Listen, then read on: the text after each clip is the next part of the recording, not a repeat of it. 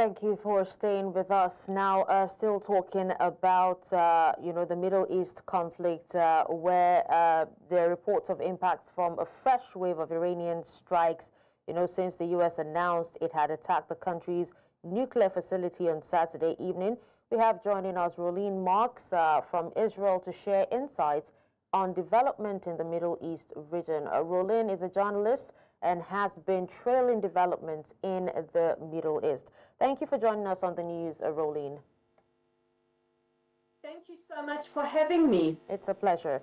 Now, what is the general mood among Israeli citizens since the beginning of the conflict with Iran? How have people been coping with the ongoing tensions? Well, we are all very much sleep deprived because Iran has been firing at our civilian centers during the night and during the day and forcing millions of us into our shelters. In fact, I said to your producer, if I do get an alert while we are speaking, I will have to dash off to the shelter. But the Israeli people are strong. Our resilience muscle has been tested these last now nearly 21 months, but we are very, very strong. We know exactly that this needs to be done, not just for our sake, but for the region and for everybody in the free world. So we understand that even though we are paying a very, very heavy price at the moment with a lot of civilian structures, the hospital in Soroka last week, residential buildings, a clinic for special needs children, all of those, a mosque, all of those being hit by these Iranian ballistic missiles. We know that this is a price to pay in order to ensure freedom for the Iranian people, for the people of Israel, the Middle East, and the world. Okay. Now, what measures has the Israeli government, taken to protect its citizens and infrastructure during this conflict? I think that's an excellent question because unfortunately we are a country that is used to be surrounded by enemies who want our destruction, and in order to protect our civilian population, it is law that most homes after being built in 1992, without exception, each have a safe room. This is a fortified room that we can go into and seek shelter. For older structures, there are communal bomb shelters or shelters downstairs. So the government have made sure, first of all, that we have these structures in place.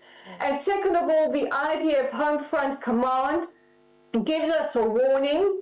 It's about a 10 or so minute warning that missiles are expected, that we need to move towards the safe rooms, the safe areas, and then we get those sirens to go inside.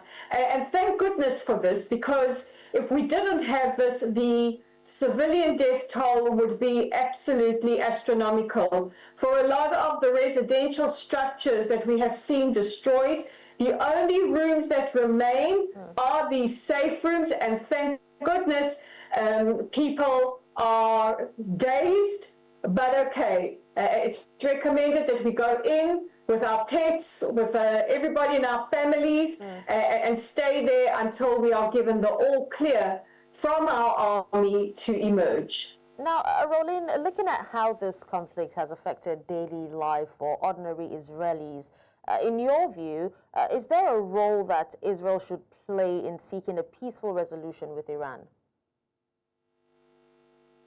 Well, this is a very good question, because the Iranian regime under the Ayatollah Ali Khamenei do not want peace. They have stated very, very clearly, death to Israel, who they call the little Satan, death to America, who they call the bigger Satan, and death to the West. So this is very much a regime that does not want peace.